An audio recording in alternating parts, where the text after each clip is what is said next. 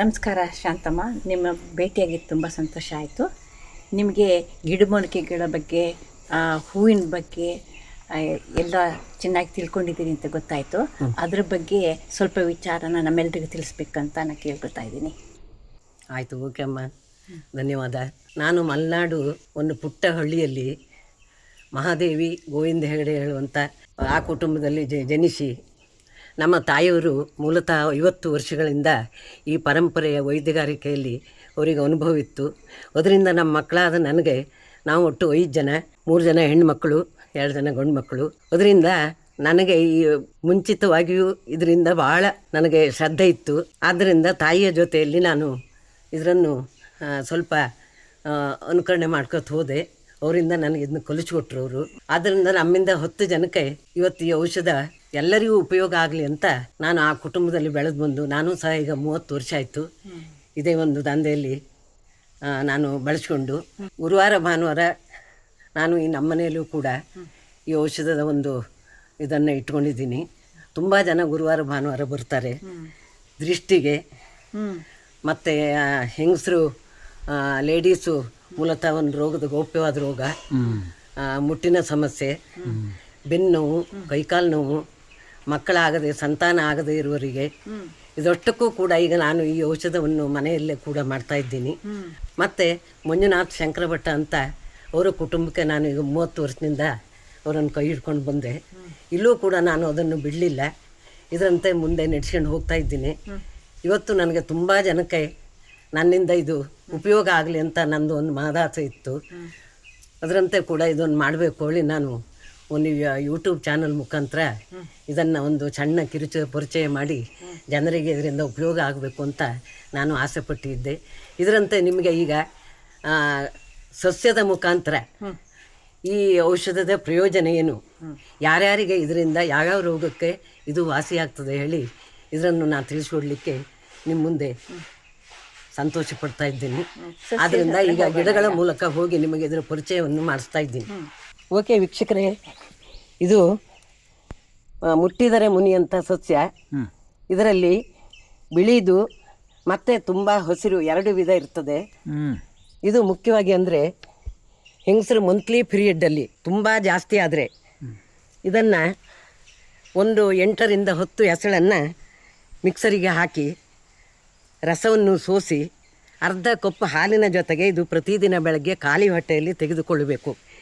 ಇದರಿಂದ ಸ್ತ್ರೀಯರಿಗೆ ಎಂಥ ಮುಟ್ಟಿನ ದೋಷವಿದ್ದರೂ, ಎಷ್ಟೇ ದಿನದ ಸಮಸ್ಯೆ ಇದ್ದರೂ ಅದು ವಾಸಿಯಾಗ್ತದೆ. ಇದರ ಮಹತ್ವ ಇದು ಒಂದೇ ಅಲ್ಲ, ಮತ್ತು ಅಲರ್ಜಿ ಸಮಸ್ಯೆ ಯಾವ ಮನುಷ್ಯನಿಗೆ ಇರ್ತದೆಯೋ ಇದನ್ನು ಈ ಸೊಪ್ಪನ್ನು ಅರೆದು ಇದರ ರಸವನ್ನು ತೆಗೆದು ಒರಿಸಿನವನ್ನು ಮಿಕ್ಸ್ ಮಾಡಿ ಪ್ರತಿದಿನ ಮೈಗೆ ಸ್ನಾನದಕ್ಕಿಂತ ಮುಂಚೆ ಒಂದು 10 ನಿಮಿಷಗಳ ಕಾಲ ಮುಂಚಿತವಾಗಿ ಹಚ್ಚಿಕೊಂಡು ಸ್ನಾನ ಮಾಡಬೇಕು. ಅದರಿಂದ ಎಂಥ ಅಲರ್ಜಿ ದೋಷವಿದ್ದರೂ ವಾಸಿಯಾಗ್ತದೆ. ಈ ವನಸ್ಪತಿ ಇದು ಉಪಯೋಗ ಇಷ್ಟು. ಯಾರೂ ಸಹ ಇದನ್ನು ತುಂಬ ಜಾಗ ಬೇಕು, ಸಿಟಿಯೊಳಗಿದ್ದವರು ಕೂಡ ಇದನ್ನು ಪಾಟಲ್ಲಿ ಸಮೇತ ಇದನ್ನು ಬೆಳೆಸ್ಕೊಂಡು ಇದರ ಉಪಯೋಗವನ್ನು ಪಡೆದುಕೊಳ್ಳಬಹುದು. ಇದು ಎಲ್ಲ ಕಡೆ ಸಾಮಾನ್ಯ ಎಲ್ಲ ಕಡೆನೂ ಇರ್ತದೆ, ಆಗ್ತದೆ. ಆದ್ರಲ್ಲಿ ಅದರಲ್ಲಿ 2 ವಿಧ ಇದೆ. ಇದು ಉಪಯುಕ್ತವಾಗಿರೋದು.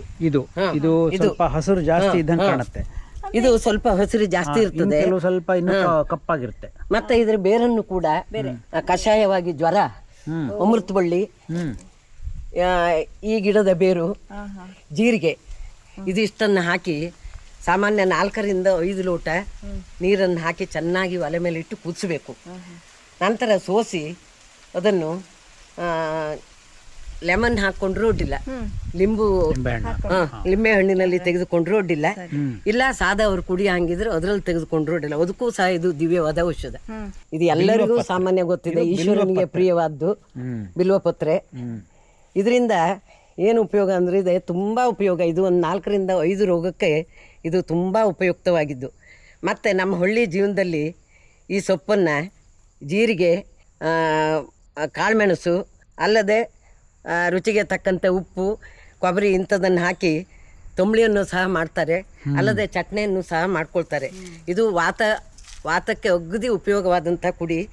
ಅಲ್ಲದೆ ಶುಗರ್ ಇದ್ದವರು ಪ್ರತಿದಿನ ಇದು 2 ರಿಂದ 3 ಎಲೆ ಇದನ್ನು ಖಾಲಿ ಹೊಟ್ಟೆಯಲ್ಲಿ ಜಗಿದು ನುಂಗಿ 10 ನಿಮಿಷದ ನಂತರ ಒಂದು ಅರ್ಧ ಕಪ್ಪು ನೀರು ಕುಡಿಬೇಕು.